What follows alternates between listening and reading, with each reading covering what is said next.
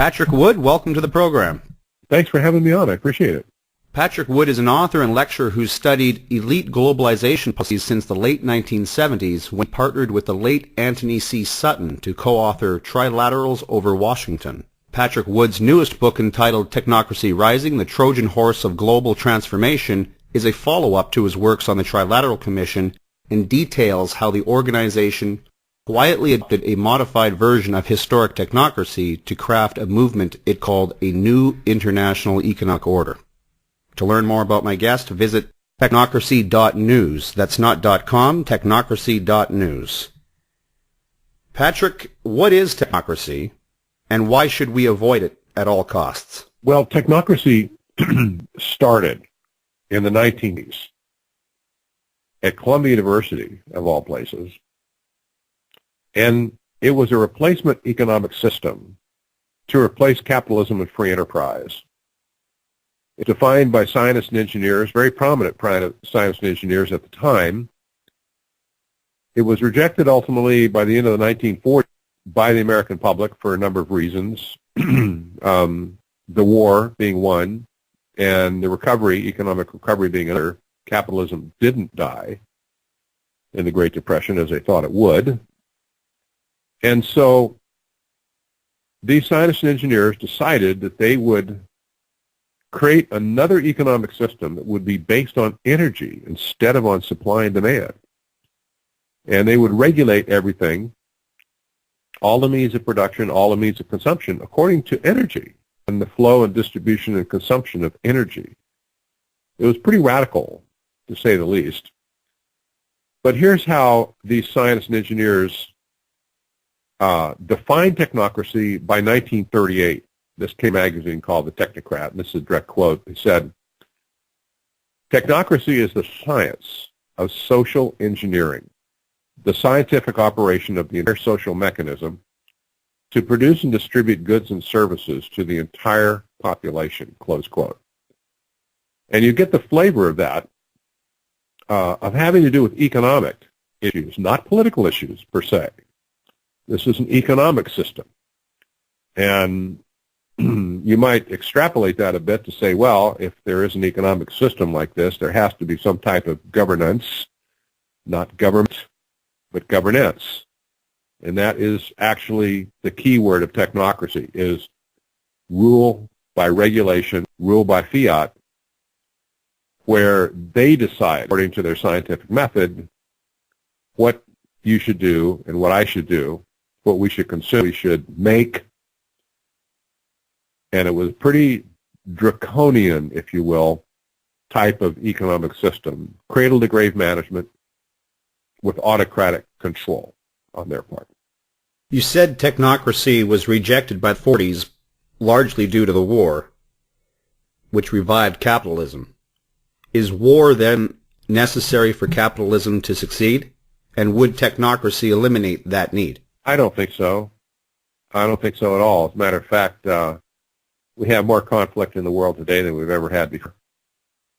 The people that are, well, I should back up just a little bit and say that technocracy was revised somewhere around 1970 when Zbigniew Brzezinski wrote his book Between Two Ages. The subtitle was America's Role in the Technotronic Era. And Brzezinski went on to found the Trilateral Commission in 1973 with David Rockefeller. And I believe that their self-proclaimed new international economic order that they started back then, they said they're going to start, was in fact technocracy. It's kind of how it got into the current context. They handed the whole technocracy model off to the United Nations officially, I think, in 1992 when the United Nations held the first Earth Summit in Rio de Janeiro. They created a document called Agenda 21, and that was the agenda for the 21st century. That's now been enhanced by the 2030 Agenda document that was just put into force last September, October of 2015. But this has been moving forward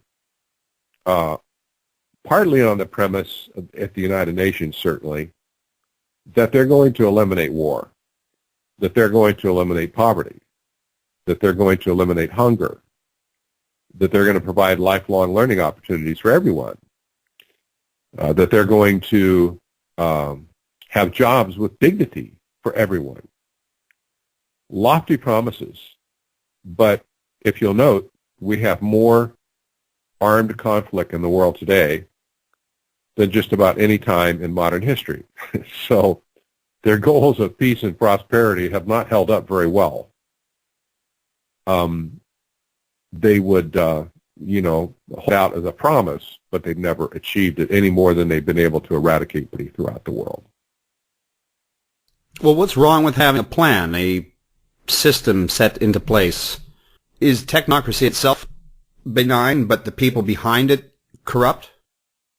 No, the people that created technocracy and technocracy itself have to be viewed as the same entity. In other words, it wasn't one thing and then some evil people took it over and used it for something else. It was what it was, and it was highly defined in the 1930s. And the idea of technocracy was to get rid of the political system altogether. They actually wrote a book, or one prominent technocrat back then wrote a book and suggested that FDR should declare himself dictator in order to implement technocracy in 1933 or 4. I'm glad he didn't take him up on it, but that's what they thought about politics. They would have done away with Congress. They would have done away with the idea of the Constitution of the United States, and they intended merely just to tell people what they would be able to buy and sell, and they proposed issuing energy credits to everybody, just taking currency out of circulation altogether, and issuing energy credits to everybody, and they could go out and use those energy credits to buy goods and services that are priced according to the energy that goes into them. And the problem with technocracy is that the few would rule the many. And when you look at the definition of technocracy, this was out of their mouth, not mine. When they say that technocracy is the science of social engineering, the question has to be asked, America want to be scientifically, socially engineered?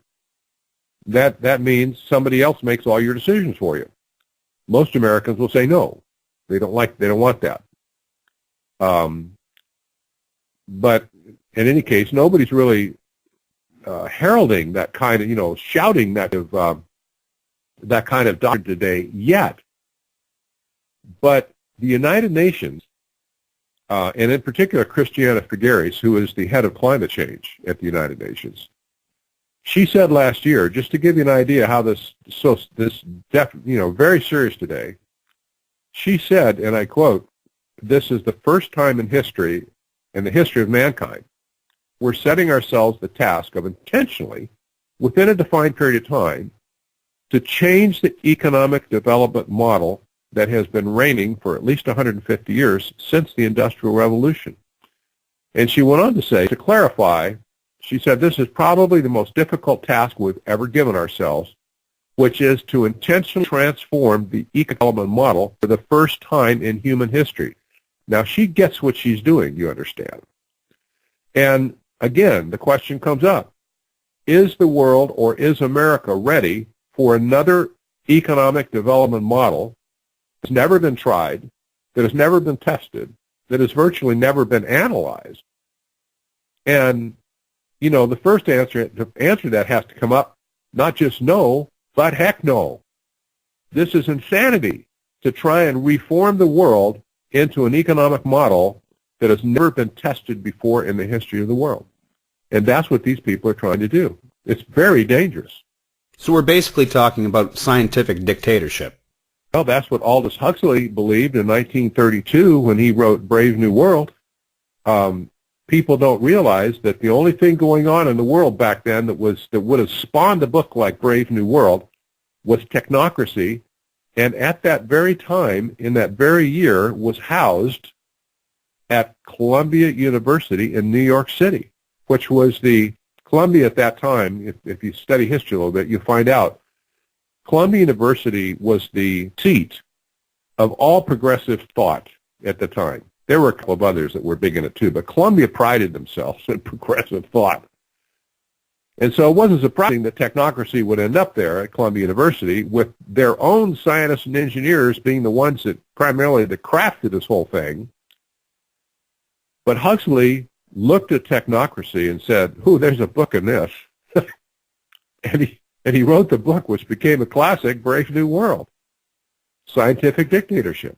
Well, you can choose your poison, I suppose. Some people might say, well, that sounds good to me.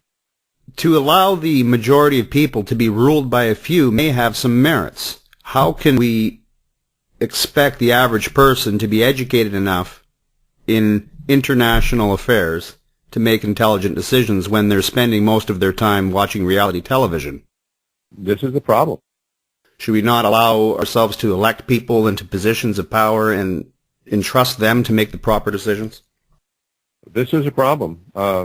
Granted, people in America are asleep at the switch. They're busy entertaining themselves and interacting with technology and stuff that completely takes their mind away from thinking about other things. You watch people walk down the street with their smartphones in their hand, and you wonder what the heck they're thinking.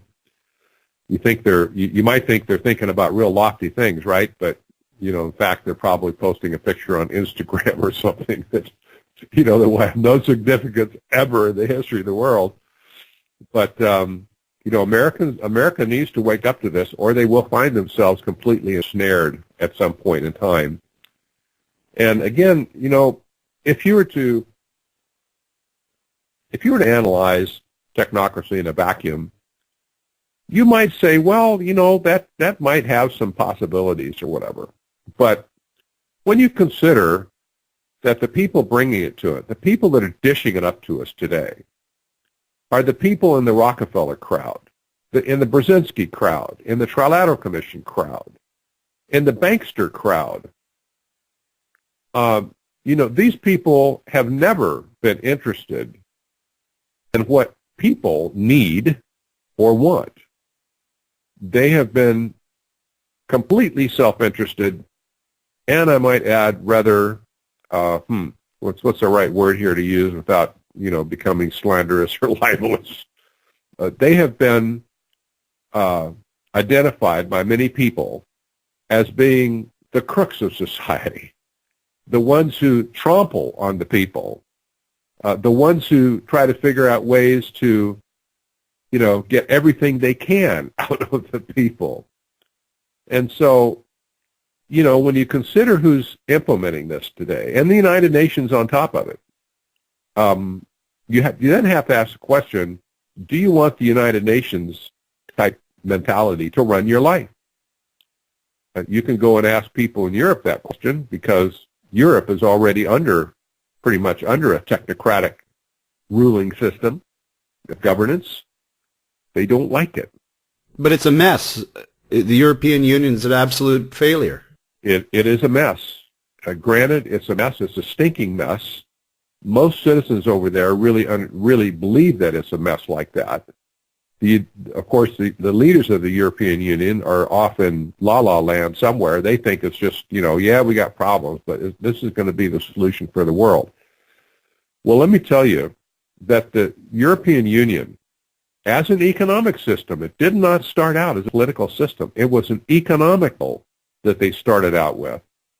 And that model was largely created by members of the Trilateral Commission starting back in the 70s and 80s, and they brought it forward. And I'll tell you what, people say, oh, that's ridiculous. Listen, you can read David Rockefeller's memoirs. That's his book that he published in the 1990s.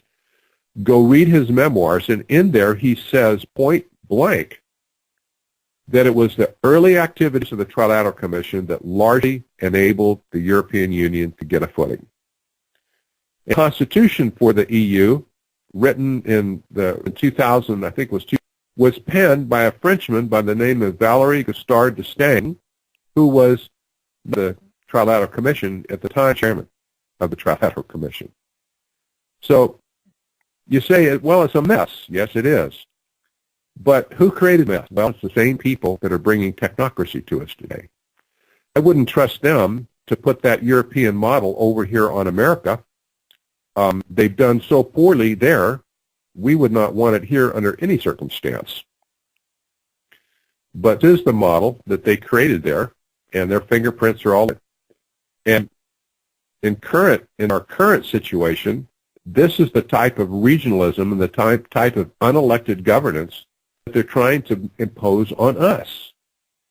I don't think of that very much. I don't think Americans would like that very much. Well, Europe is a far more socialist place. If there was anywhere that this model may work, Europe was probably placed. Think that it would work in the States, though, is total fact. Well, it is, but remember the whole effort just a few years ago to create the North American Union. The North American Union was modeled after the European Union. It was unmistakable. Same people were trying to implement that here.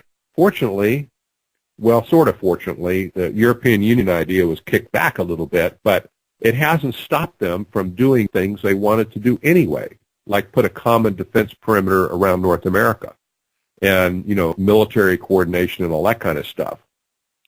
Plus, our border is wide open, too. We can't ignore that. These people are trying to get get rid of the homogenized and turn it into a multicultural type of a society. So, yeah, okay. So we didn't get the European Union right then, but it's not because they didn't try. And the same philosophy and the same movers and shakers are still working to bring it about one way or another. So in any case, these are the people that are behind the technocracy idea. They passed it off to the United Nations in 1992. The UN picked it up and called it sustainable development. They called it Agenda 21. They call it their green economy. And if you examine the writings of the UN now, things, you'll find it, gosh, this looks just technocracy from the 1930s. And that's because it is. So they're intent on putting it on around the whole world at this point. And I might add, the United Nations has been to be one of the most corrupt organizations in the entire world. They're just horrible. They've had more scandals of, you name it, sexual scandals, homosexual scandals, graft, greed, crime. They've had it all. It seems a year that there's some major thing that comes out, comes to light about those people. These are not the kind of people that you want to trust to live. Well, speaking of, a new president of the United States will be elected this year. I think it's safe it'll either be Ted Cruz, Donald Trump, Hillary Clinton, or Bernie Sanders. Which candidate is the most pro-technocracy and which the least? It would be kind of Hillary Clinton at this point is closest to the Trilateral Commission of any of the candidates. Her husband, Bill Clinton, was a member of the Trilateral Commission. So was Al Gore, his vice president, by the way. So she's very close to four of these people.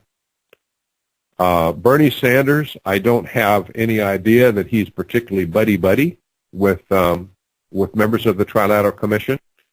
But as a socialist, as an avowed socialist, I don't think he would have a hard time fitting in to carrying on the game plan. Ted Cruz, can't say about him.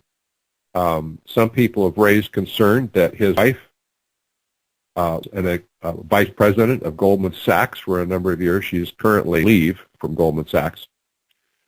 But some people have been concerned about that. And,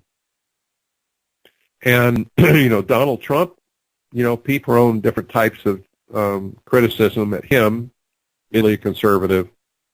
Is he really tied in to the global elite? Well, ripped him out early on in his candidacy that it was Bill Clinton that originally encouraged Donald Trump to get more involved in politics. Well, that's anecdotal, I realize, but, there's questions about Trump as well. And I'm not sure that Trump is exactly what he says he is, but we'll see. Hillary Clinton attended his wedding, so they're on sociable terms. That's right, they are. They have been. And, I think Jeb Bush is still, he's not out of this yet. I don't think we're done with Jeb Bush. He would be the logical candidate for the Trilateral Commission. And in fact, early on, he was, right when the whole race started last year, the first person to endorse Jeb Bush right out of the gate was Henry Kissinger, who has been a long time and very prominent member of the Trilateral Commission. So Jeb's still there. He's got a lot of money. He's coming back a bit. And well, I just want to remind the audience that no one has ever been elected to president when they've placed worse than fourth in the Iowa caucuses. So traditionally, historically, Jeb Bush is not in a position to win the presidency. That's true. It would take some type of trickery or some other thing at this point. some hanging chads. That's right. Yeah, some hanging chads out there. But I'll tell you just an interesting thought I've had, because I think Hillary is in deep, deep trouble with the FBI right now, and I just cannot imagine going forward how they're going to sweep all this under the carpet and make her really a serious national candidate. But if Hillary were to drop out, the political machine that the Clintons have built over the last 30 years, it's formidable. It's a huge political machine. Currently, it's being run by Podesta. That's Hillary's campaign manager. And John Podesta is a member of the Trilateral Commission. He's one of the shrewdest political operatives, I think, in the country. And he's running the campaign for her right now. And if she were to, and I think he's there, it's my personal hint, reaction to it is he's there to maintain the machine, not to maintain Hillary so much, although they are friends, but to maintain the political machine. Because if Hillary drops out, they need to step somebody into that position. So they could bring somebody else in and plug them into that political machine, and then, advance them on to the general election. And if Hillary were to drop out, if you were just to kind of, think about, well, who would be some of the likely candidates that could step into her shoes? There's not too many that would do it. The Vice President Biden, I don't think so.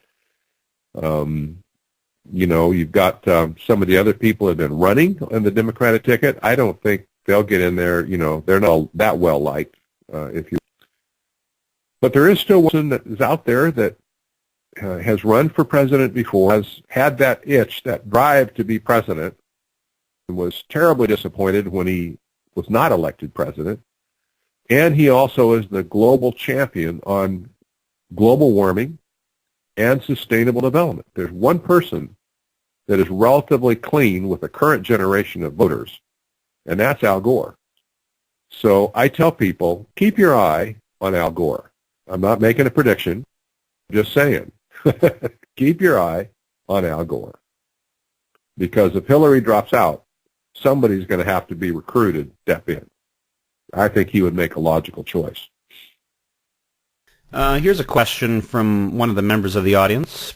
Do you think humanity is headed towards a global hive mind where everyone is synced together wirelessly through chips and all thoughts are programmed into a database where all known information can instantly be accessed and propaganda can be injected into our conscious? Well, this is certainly a notion of modern science fiction, that this is where it's headed. Whether it will actually get to that point or not is, debatable. You do have the Internet of Things and this fourth industrial revolution underway right now. This was talked about at the Davos conference in Switzerland in January.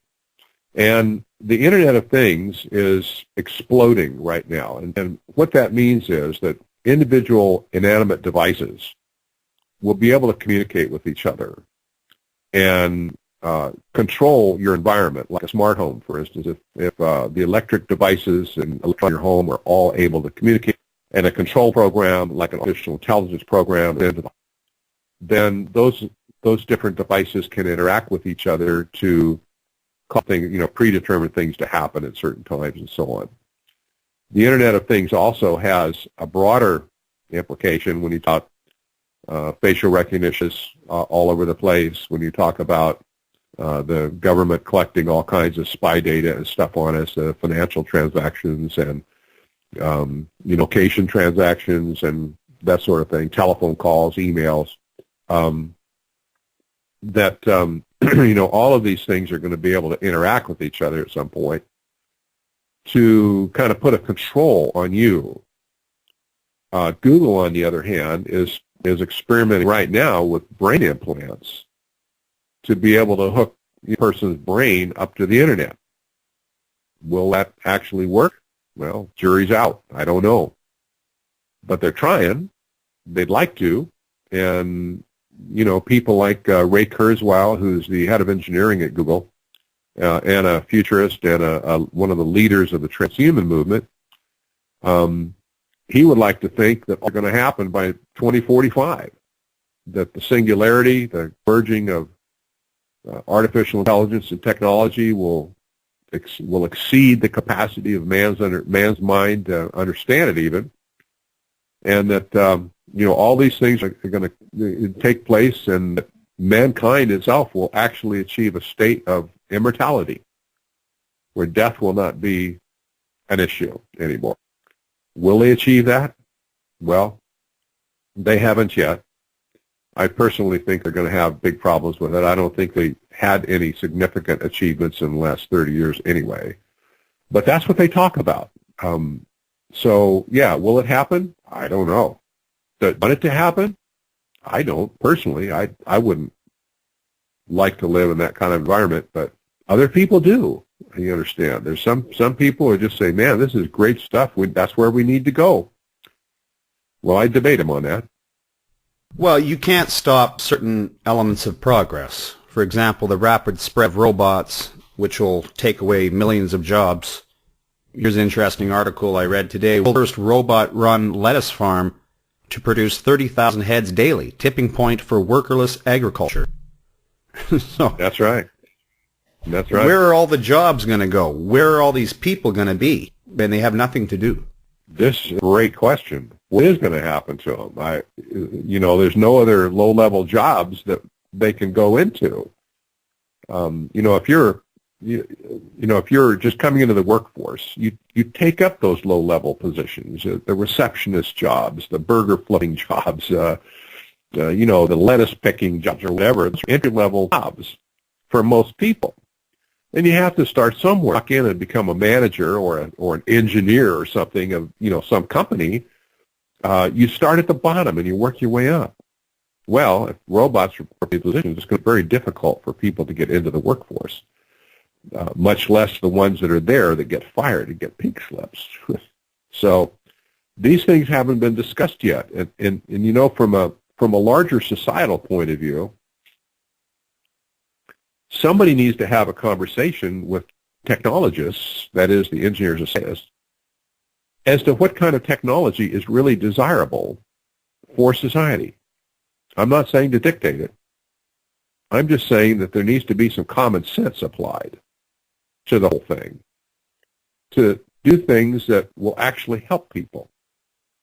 But you can't stop progress just to justify giving people jobs. That doesn't make sense to me either.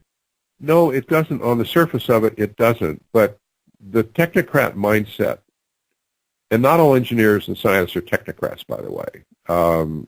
That's probably in a minority, but they're very vocal. They're very influential where they do work. Technology for the sake of technology does not automatically work to the betterment of mankind. I'll say that again. Technology just for the sake of technology doesn't necessarily benefit mankind. And so there needs, somewhere along the way, there needs to be a discussion take place as to how technology can be used truly for the betterment of mankind, because, just because a scientist can do something doesn't automatically give them a mandate to do it. And yet this is the mindset of many people, and in those positions, in research labs and stuff, say, well, if I can do it, I should do it. Or if I can't do it, I must do it. And I just kind of don't go along with that thinking. Just because you can do it does not mean that it's something that's smart to do. A good example, something that's in the news right now, some ethics panel somewhere has decided that it might be okay if geneticists create embryos that have genes from three different people. So, okay, so here's an engineering project or a genetics project put before the scientist that, wow, we can take this person, and, maybe two women and a dad, or maybe two men and a woman, or maybe three women, and we can put their genes together, splice their genes together, and create a baby that doesn't have two parents but has three parents. And, somebody can say, well, that's just progress. No, it's not. It's not just progress. It's man slipping over into a technology that he still does not understand to do things that could have tremendously negative influence on the human race. And these discussions aren't taking place, and the public isn't even aware that there is a discussion or that there should be one. But, stuff like this needs to be brought out on the table so that people can say, do we really want this? Do we really want to let these people experiment with our children? And, on the surface of it, I would say until this discussion has taken place and we know the scientific ramifications, I would not just say no. I would say, heck no. Stop it now. And you can have your discussion first, but don't you dare take another step forward to try and alter the DNA of mankind until you know what the heck you're talking about. That's my opinion. One of the big problems is this PC nonsense where as long as you feel something, that makes it okay. There's a logic behind robots picking lettuce, but that has nothing to do with transgendered children or having three parents. I mean, that to me is not progress. That's just playing God. Well, they call it progress.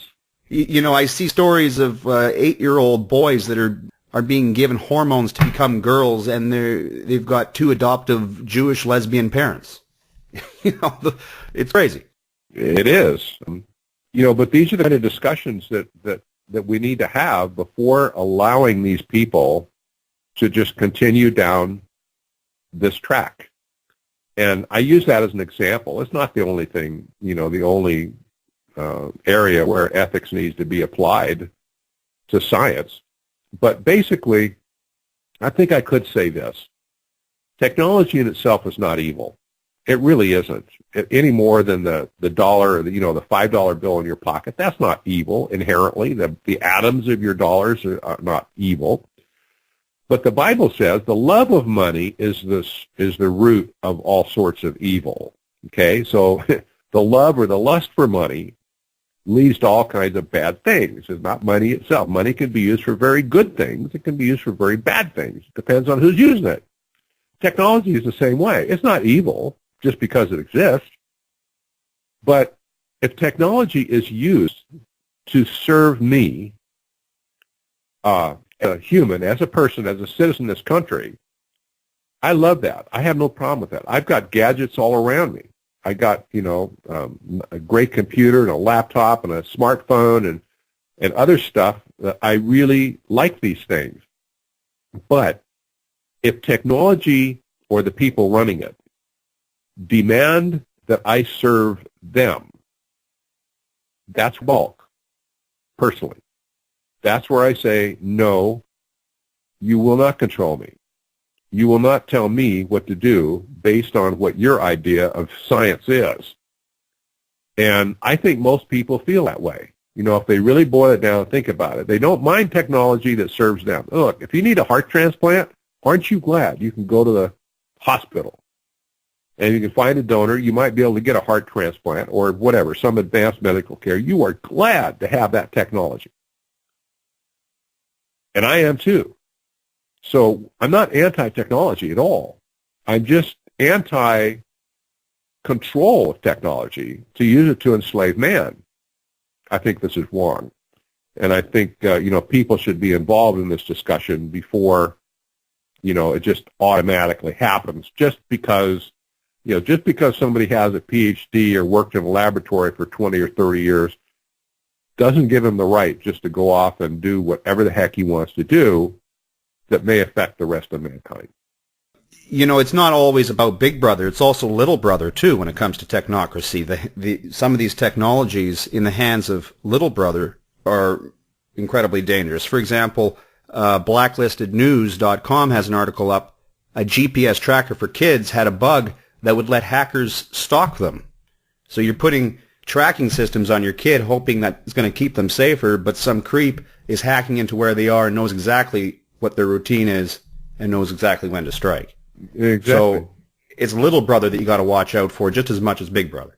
Well, that's true. And there's some kind of strange mentality about hacking that nobody really wants to face it.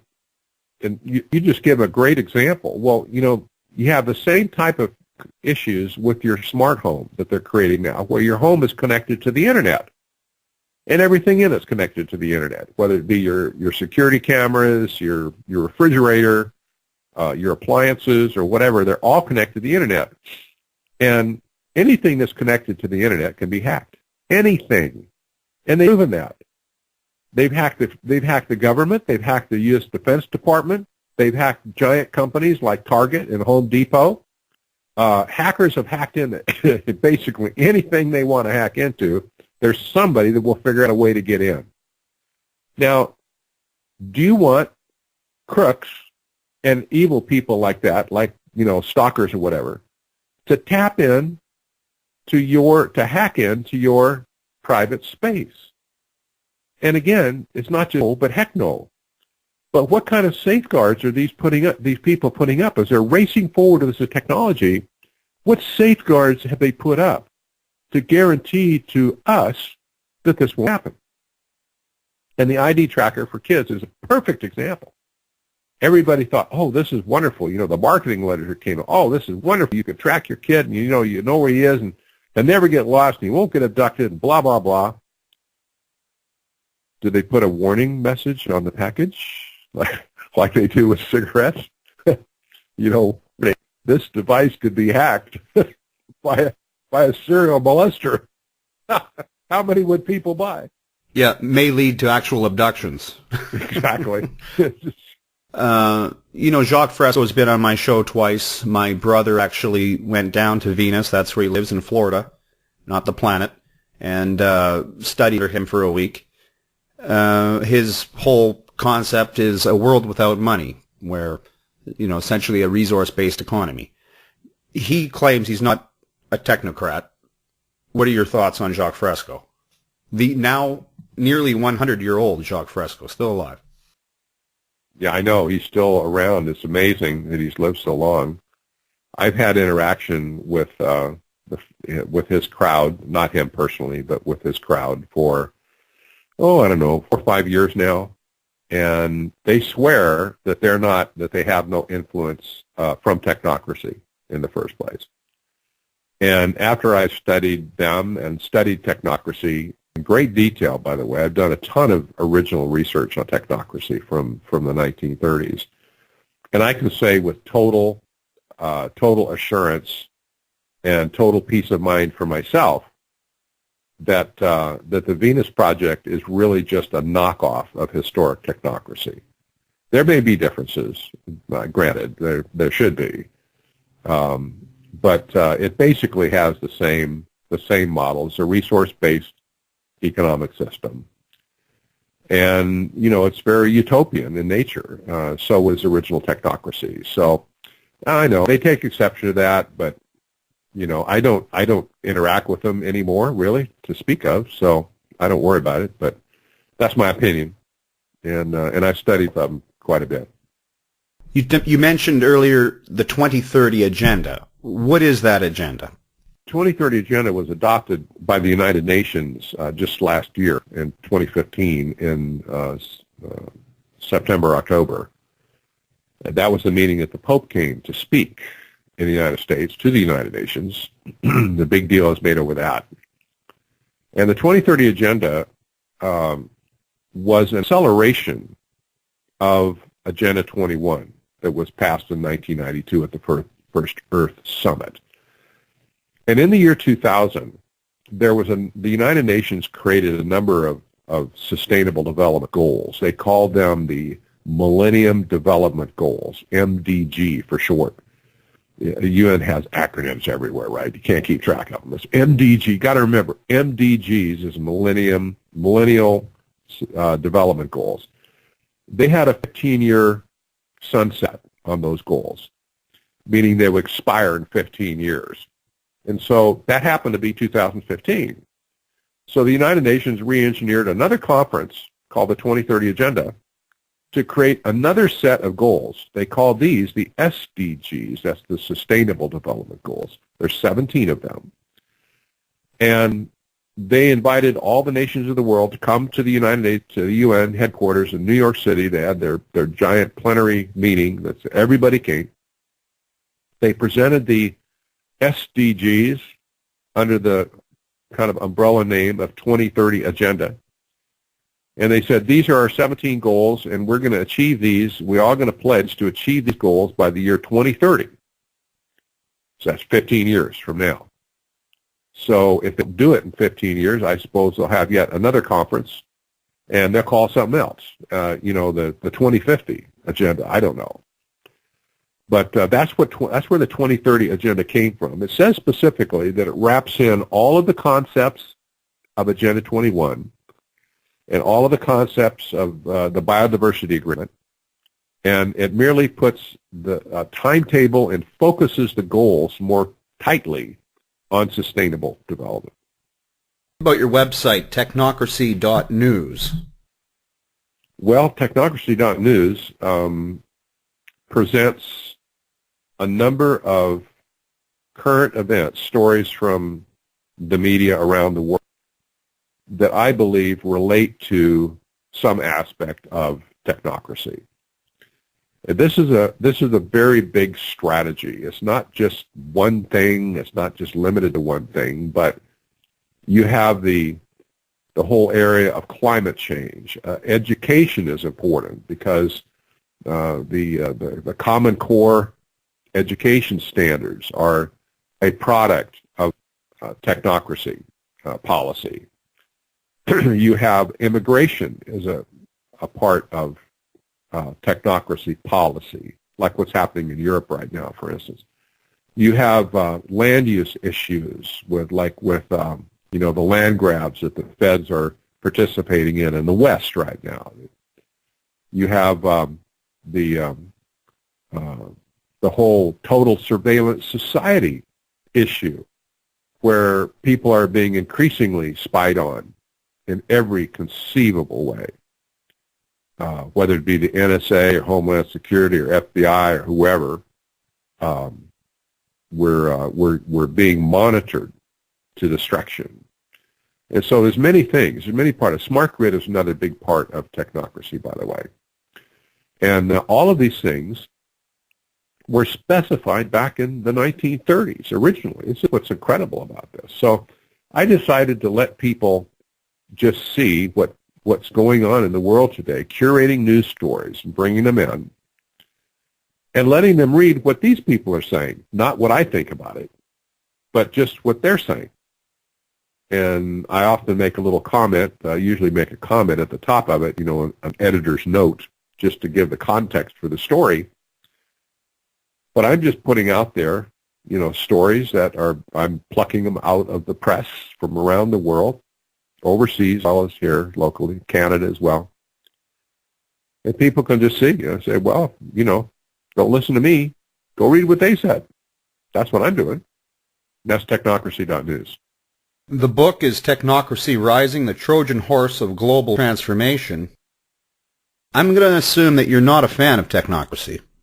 You make a good assumption there. I'm not a fan of technocracy. I'm not a fan of the people bringing us technocracy. I've been writing about, as a critic, I've been writing about the Trilateral Commission for 40 years.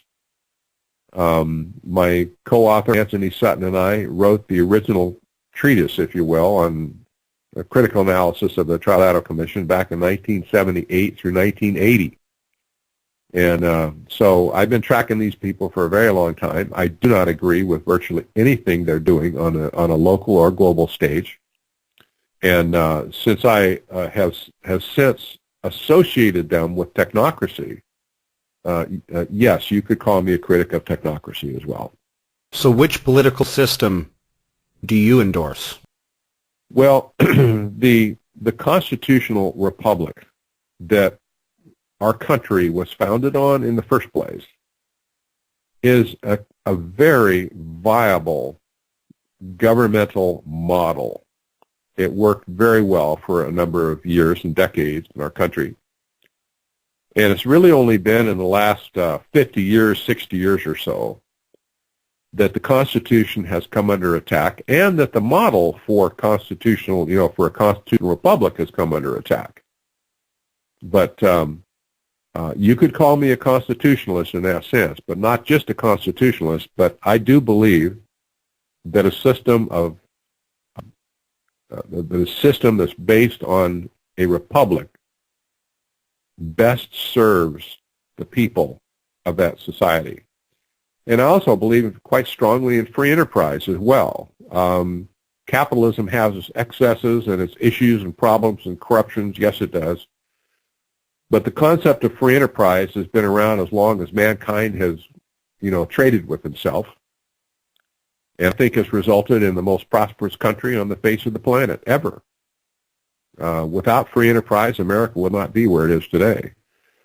And without free enterprise, America would not exist. Even today, if they could pull it out and destroy it, America would collapse in probably six months to a year. So, that's where my head looking backwards is. And I think these people, including, all the forces of the United Nations, are trying their best to destroy the fabric of America that made America great. And I don't mean to sound like Donald Trump either, by the way. Make America great, right? Well, this has been a good chat, an excellent introduction to the audience about your research. I'd love to have you back on the show again. The book is Technocracy Rising, the Trojan Horse of Global Transformation. I've got my copy right here. In fact, mine is autographed. For the sake of liberty, Patrick Wood, thank you so much for that. If the audience wants a signed copy, can they get one, or is that only for radio hosts? No, they can. If they buy it off the website, technocracy.news, there's a picture of the book on the right-hand column. They can buy it from me, and I make a practice of sending books out with an autograph page at the front. If you buy it from Amazon, of course, I can't do it because I don't work at Amazon. And here I thought I was special. Well, you are. I make a practice of doing this. I think about each person as I send the book out. And, I just hope that it has the right impact as it goes out. But it's the least I can do if somebody's willing to pay, $15 or $20 for my book. If I have it in my hand, why not sign it and put a little message in it, just a little extra touch. And I think this is a great book for my audience. It's very accessible for any level of person that's interested in this stuff. Technocracy Rising, the Trojan Horse of Global Transformation, and I want my audience to go to the website technocracy.news. Patrick Wood, thank you so much for being a guest on the program today. My pleasure. Hope we can do it again sometime.